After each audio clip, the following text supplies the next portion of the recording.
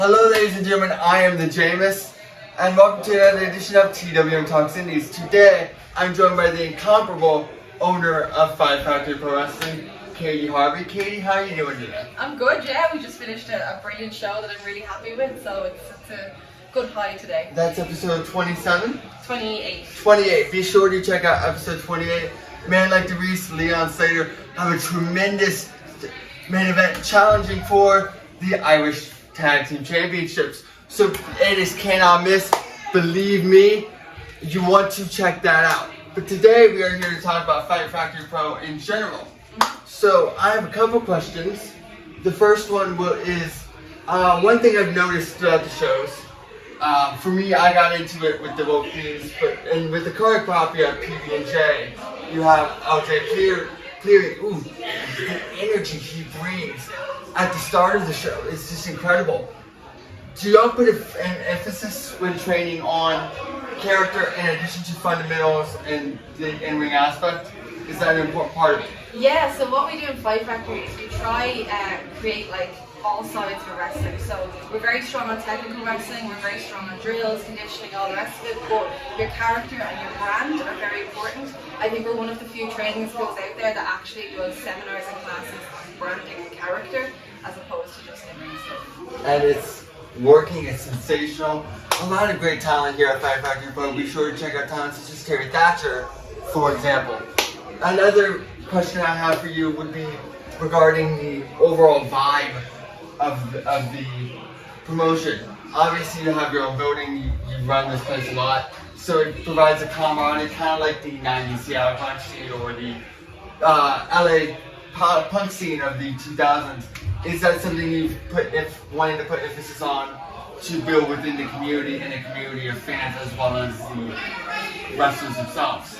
Yeah, so like being here was born out of necessity. So after the pandemic, we couldn't find a venue. All of our old venues said no. They didn't want wrestling back. They didn't want big community events back.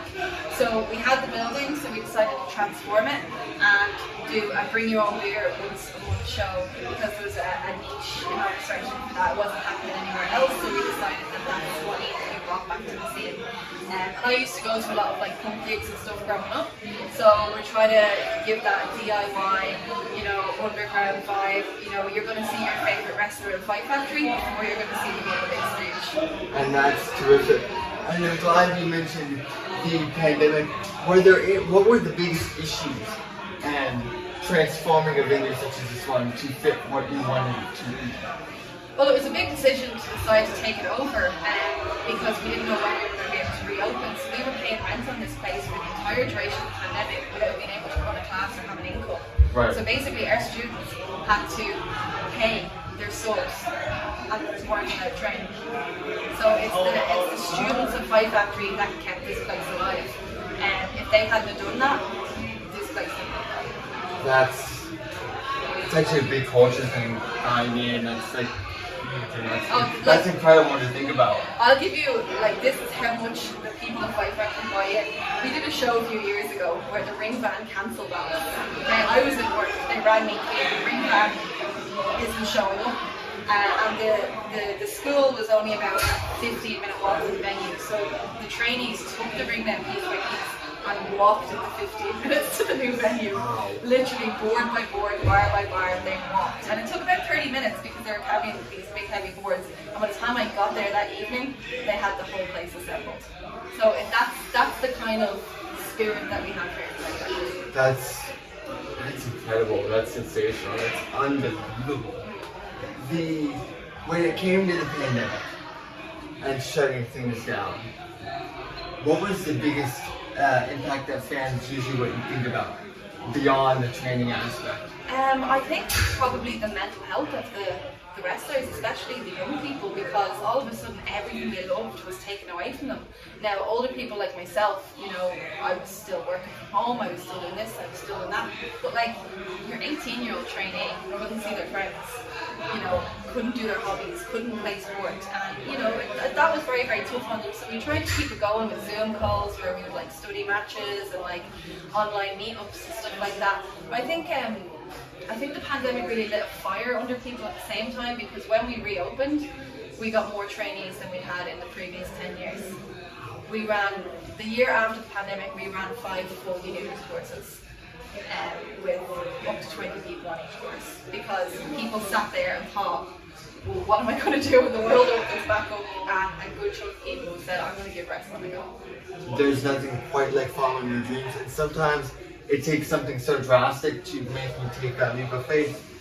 And even larger amount of trainees is incredible considering the amount of talent that had already come out of Fight Factory. Some are even on national television now, which is a huge deal for both the brand, for the performers, and for future trainees.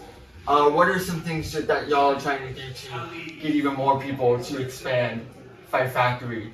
So we just try to be very inclusive. So we have our, our regular beginners, intermediate, and advanced training, but then we also do sessions for adults with intellectual disabilities. We do sessions that are aimed at trans and non-binary people to make them more comfortable coming into the wrestling space. We just try to run as many different kinds of classes to bring as many kind of groups in as we can.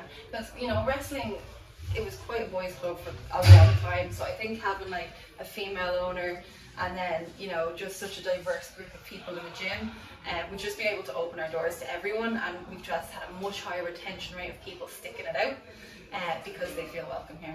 That's fantastic, and of course they get to work with such a great professional wrestler such as yourself. Any chance you see a return to the ring anytime soon? I know you worked recently. I wrestled last month. But in terms of like regular kind of no, thing? I'm only ever going to do 5 or 6 matches a year again. My elbows can't really take the impact of it anymore, and I had a baby, so I've had a lot physically going on. Thank you. Well, she's 18 months, I can't keep using her as an excuse. But I've had a lot physically going on, so if I overtrain, I get bad flare-ups in my elbows to make it really painful. So I probably will. I would never do a match if I can't train for it. Right. So that's why I'll only ever do maybe 5, 6 matches a year, I think. I'd say that I've already done like 8 this year. Especially with how important matches can be for these trainees to step in the ring with someone of the stature and caliber of yourself. I would be nervous if I was stepping in the ring with my trainer. I would be. Thankfully, I won't have that issue. I don't think they look at it like that, to be honest. So before we wrap up, what is the biggest thing you want people to take away from Fight Factory Pro Wrestling? A lot of people, when they want to get started wrestling, they make the mistake of asking, how do I get fit to come training? And the answer is, you don't, you just come training. Right. So many people are focused with these mental roadblocks of like, oh, well, I need to be in shape, well, I need to do this, I need to do that. You don't. That's why we're here, to teach you all that. So my biggest takeaway would be like, if you want to try wrestling, if you want to try be a manager, a referee, anything, find a good reputable school, talk to them, and just try to do it. Because like, there is no entry exam to wrestling. It is literally there for everyone. So that would be the big takeaway I want people to have. And what is your absolute favorite thing about Fight Factory? It could be anything. It could be a performer, it could be the building, it could be the atmosphere, it could be the energy the fans bring, or something specifically you're proud of what you've cultivated here.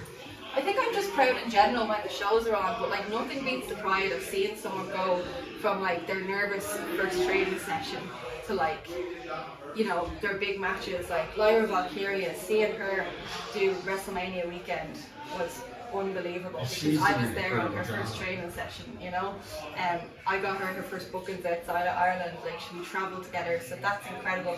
And even like more like smaller scale, seeing someone like CBL go from like a tag team wrestler who I wasn't booking regularly a year ago to someone who I'm trusting now to make event shows, He had a tremendous match with Steers on this show, so be sure to check out the show. Martin Steers would be another one, but like that whole group of people are so good, and it's just so exciting to see them take their first steps like out into the wrestling world.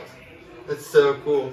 Any merchandise you for whether it's for yourself, performer, the company, that you want to advertise while we're well, we have our monthly shows. They're all on the Fight Factory socials. The next one will be June 9th, and then we have RCW on June 10th. We work very closely with them, and Titanic on June 11th. So us 3 promotions are very much linked together in like a community feel, kind of spread out around the country. So that'll probably be like the next big weekender for people to look out for. Tremendous. When is the show? The one that Whenever just Keen happened? edits it. So whenever Keen edits it. Everything goes for free on YouTube. Whenever he edits it. What is the exact YouTube? FFPW. Be sure to like, subscribe to FFPW Wrestling because, of course, we have a tremendous show. Man like DeReese, Leon Slater challenging these saviors for the tag championships. Again, Martin Steers, CBL. We have a lot of great talent like LJ Cleary. A lot to check out. Justy, man, he couldn't bear the crowd tonight. How could he? I had to throw it in there. Of course, I am the Jameus of TWM Talks Indies. Be sure to like, subscribe to our video as well. And of course, be sure to follow the incomparable Katey Harvey.